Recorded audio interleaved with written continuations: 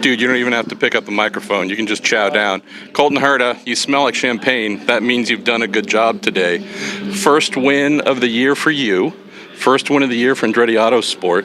First win of the year for Honda. Crazy day. Nah, it was really boring, right? There's nothing to talk about. Yeah. You magically... Don't even watch this race. Yes.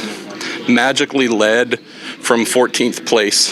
I don't know where to start other than to compliment you on the, meatballs and pasta? Yeah, they just gave me this. Yes. I'm starving. And there's a little brownie, too.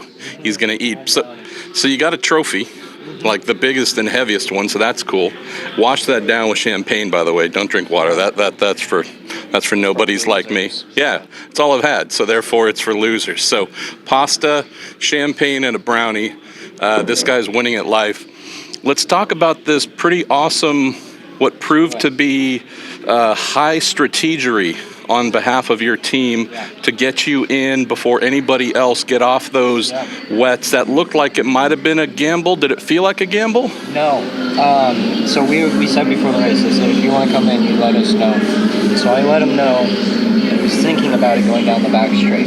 I'd already made up my mind, but I didn't want to say it. Like lap 1 already? Lap 2? No, the lap that I came in. Okay. Whichever lap that was. 3, 3. I'd already made up my mind that I was going to come in. I told him on the back straight, just be ready. If I do come in, I want new reds.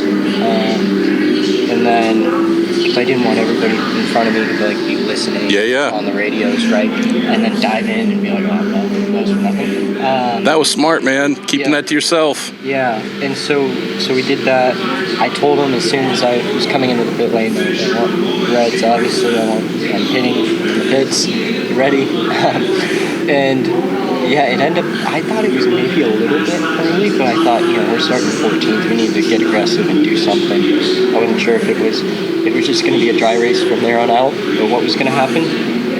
And yeah, obviously made the right decision, because I lost a position on the start, so I was 15th at the time. And I came out second behind Pato, or when we second, Pato came out second or first in front of me, and I got him on his outlap, and I thought Will Power was Scott McLaughlin. So I passed by, I was like, oh sweet, we made up like 3 spots. I've been making that mistake all weekend with their deliveries, but with their liveries, I keep making that mistake too. So they're like, yeah, you're the leader, and I was like, wow. That was it. So, if the race had stayed dry the whole time, you said a little bit earlier, you didn't know if you would have the outright pace to win 85 laps of dry.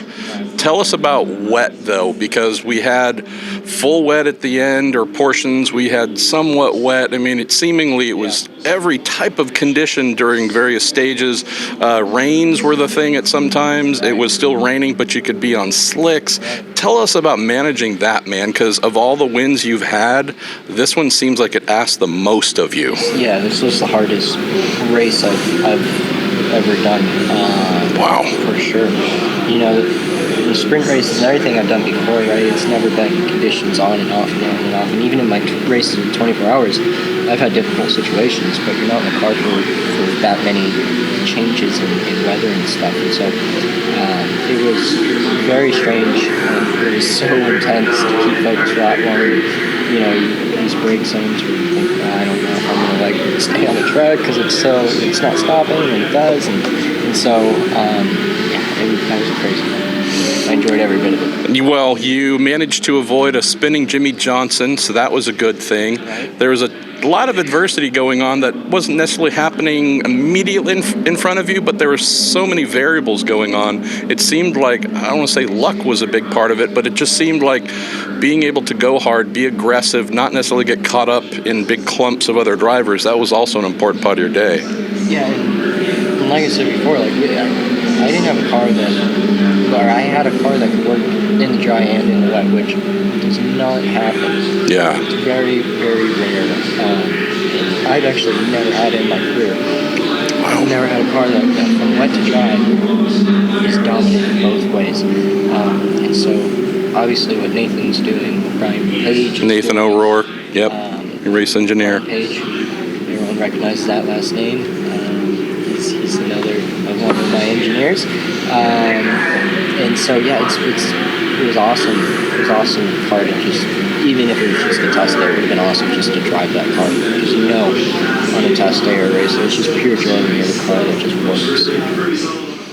Earlier this week, we spoke, and I said, hey, couple of errors the last 2 races. Is that indication of your mind being slightly off or focused on other things? Or is this just a, hey, these things might have happened 2 races in a row, but you're not going to find any linkage there? You said, no, man, I'm really, truly not bothered by this. Don't think that there's some psychoanalysis that needs to happen. You also said, hey, if I have 2 good races in May, even 1 good race in May, I can be right back in the championship hunt. I think here 110 points back. I think it said I was like 38. I'm not sure if that's true. I think it was a little higher, but even so, you put in a lot of work to move yourself forward in the standings. Obviously, we're about to get busy again here as we close with a lot of Indy 500 practice and qualifying and all those things. But what's the feeling, kind of gotten the harder part of the early season behind you? You got a win coming into the 500. Right. What's the feeling? Other than sexiness and champagne and meatballs. Exactly, meatballs, that's a big one. It feels great. Like I said, confidence wasn't low for me ever during the season. Even during some of the worst parts of me crashing and just being so miserable after that because I knew it was only my fault. And so, yeah, but the confidence, whenever I got in the car, I was always able to still drive it at the highest limit. I never just worried about, am I going to make another mistake? And I think this is a race that did kind of show that, right? Because I think everybody made a mistake at some point. Yep. I think we were the ones that really didn't. I think I dropped 2 wheels at some point off, but that was it. So we had a really clean race, maybe some of the harshest conditions. So I really enjoyed it. Like I said, everyone's been doing such a good job. I hope this just carries over to the month of May, and we do this whole thing over again. And we're talking at the end of the month like this, but with a baby board. All right, we're going to wrap on one item. I don't know if you saw this, but you were signed to the Formula Drift Series during the race. Oh, shit. Yes. Thank you. Exactly. So I believe you're 3rd in the standings there now, too, which is pretty amazing.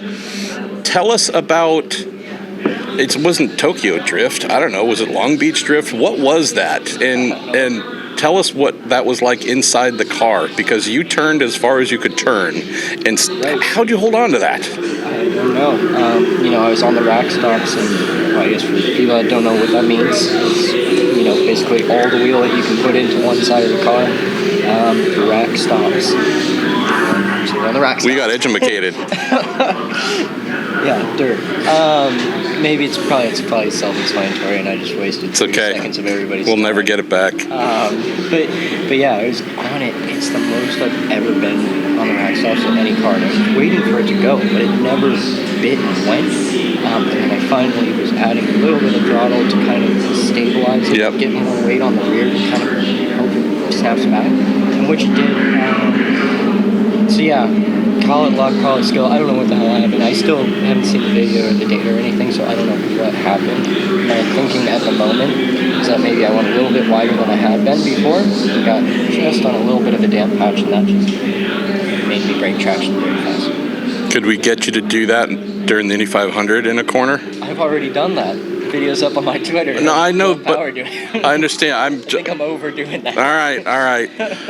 Holy cow! Beautiful win by Colton Herta. We have your final hamburger and taco show for the Indy Grand Prix. Right. We'll be back here in a couple days, and we'll start talking Indy 500 practice.